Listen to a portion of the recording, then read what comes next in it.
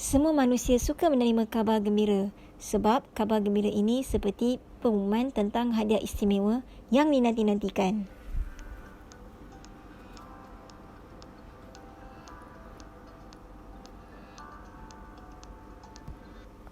Assalamualaikum warahmatullahi taala wabarakatuh. Selamat datang ke Smiley Soul. Saya Amalia. Terima kasih kerana bersama saya, kerana saya percaya momen sekejap ini boleh menjadi momen yang memberi tambah nilai dalam kehidupan anda. Hari ini, di dalam episod Smiley Soul, saya akan berbicara tentang khabar gembira buat orang beriman. Sebenarnya, ada pelbagai bentuk khabar gembira. Al-Quran dan Nabi Muhammad SAW sendiri ialah pembawa khabar gembira. Kerana Nabi Muhammad SAW membawa kebenaran. Angin yang Allah kirimkan juga ialah sejenis khabar gembira. Kerana angin itu merupakan rahmat dari Allah serta menjadi tanda kekuasaan Allah SWT. Namun, pada hari ini, saya ingin menguraikan tentang ciri-ciri manusia yang mana Allah memberi khabar gembira berupa ganjaran kepada manusia tersebut atas kepribadiannya yang hebat.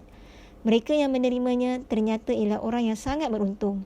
Jadi sebab itu, hari ini saya ingin berkongsi dengan anda beberapa ayat Al-Quran yang menguraikan tentang khabar gembira dan ciri-ciri manusia yang menerima khabar gembira tersebut, supaya kita pun boleh mengikut jejak langkah mereka sekali. Ciri pertama, orang yang menyembah Allah. Dalam surah Al-Baqarah ayat 25, Allah berfirman, "Dan sampaikanlah berita gembira kepada mereka yang beriman dan berbuat baik, bahawa bagi mereka disediakan syurga-syurga yang mengalir sungai-sungai di dalamnya.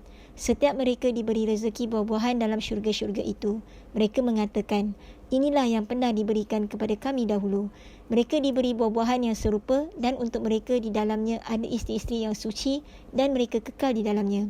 Di dalam ayat ini, Allah memberi khabar gembira kepada manusia yang sembah Allah, iaitu orang beriman yang sembah Allah dan ikut Nabi Muhammad SAW. Bukan orang yang sembah Allah SWT tetapi tak nak ikut Nabi Muhammad SAW. Bukan, tetapi orang yang sembah Allah dan ikut ajaran Nabi Muhammad SAW. Orang beriman ini, apabila mereka nampak kebesaran Allah, mereka nampak nikmat. Orang beriman tidak seperti orang kafir yang berkata bahawa semua yang ada di dunia ini ialah semula jadi. Tidak. Mereka percaya semuanya ciptaan Allah. Untuk mereka ini, Allah telah menjanjikan sungai-sungai dari air, madu, arak dan susu yang mengalir. Allahu Akbar. Mereka ini duduk di dalam syurga. Mereka tidak kerja. Bagi mereka ialah pasangan-pasangan dalam syurga. Dan pasangan-pasangan ini pula seperti mutahharah, bersih, suci daripada abu. Bukan bersih daripada najis saja, bukan. 100% bersih dari segi sifat dan akhlak. Mereka kekal selama-lamanya di dalam syurga. Berapa banyak nikmat yang mereka peroleh sebenarnya? Terlalu banyak. Orang beriman yang masuk ke dalam syurga, mereka tinggal di dalam syurga yang mana di bawahnya mengalir beberapa sungai. Ia ibarat rezeki yang tidak putus langsung. Mereka makan tetapi lazat. Mereka tidak lapar langsung dan tidak kenyang. Bila mereka mendapat nikmat yang besar macam tu, mereka tidak mahu keluar. Mereka ingin kekal di sana selama-lamanya. Kenapa Allah beritahu kita khabar gembira ini? Allah beritahu kita supaya kita semua beramal soleh. Allah ingin kita semua memperoleh nikmat-nikmat yang disediakannya.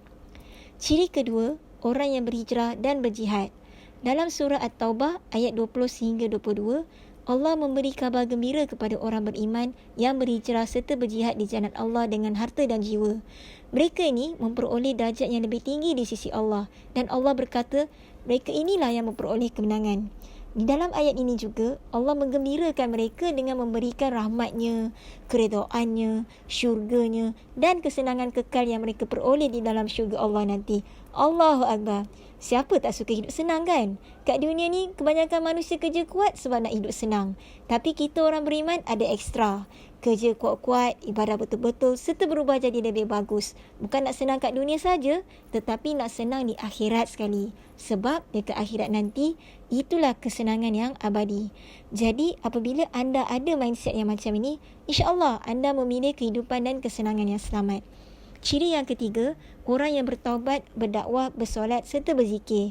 Dalam surah Al-Baqarah ayat 112, Allah berfirman, mereka itu adalah orang-orang yang bertaubat, yang beribadat, yang memuji, yang melawat, yang rukuk, yang sujud, yang menyuruh berbuat makruf dan mencegah berbuat mungkar, dan yang memelihara hukum hakam Allah.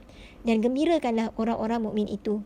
Kadang-kadang manusia lupa bahawa dia tidak sempurna. Apabila membuat kesilapan, dia mengeluh, menyalahkan diri dan keadaannya. Tetapi sebenarnya pintu taubat sentiasa terbuka dengan luas. Allah sentiasa mengalu-alukan hamba-Nya untuk bertaubat, memperbaiki dirinya serta terus membuat amal soleh. Jadi di dalam ayat ini, Allah memberi kabar gembira kepada mereka yang melakukan amal ma'ruf nahi munkar, bertaubat, bersolat serta berzikir. Akhir sekali, Allah juga memberi kabar gembira kepada orang yang sabar. Dalam surah Al-Baqarah ayat 155, Allah berfirman, dan sungguh akan kami berikan cubaan kepadamu dengan sedikit ketakutan, kelaparan, kekurangan, harta, jiwa dan buah-buahan.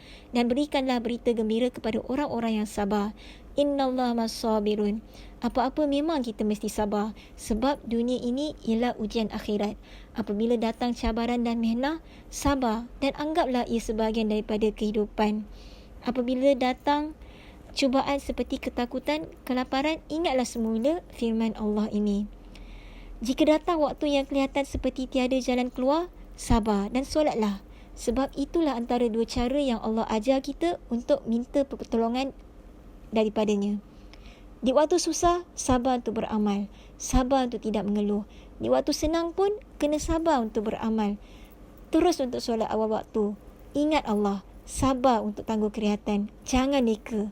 Sabar juga merupakan sikap yang membantu kita untuk menjadi ikhlas, istiqamah dalam perbuatan kita.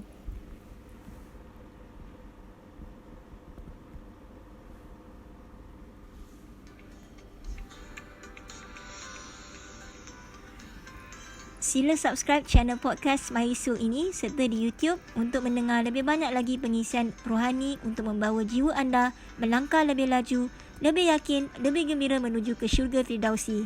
Sehingga kita bertemu di lain siaran, sentiasa lebarkan senyuman dengan sabar, ikhlas dan kesyukuran. Anda lah Smiley Soul. Terima kasih kerana mendengar.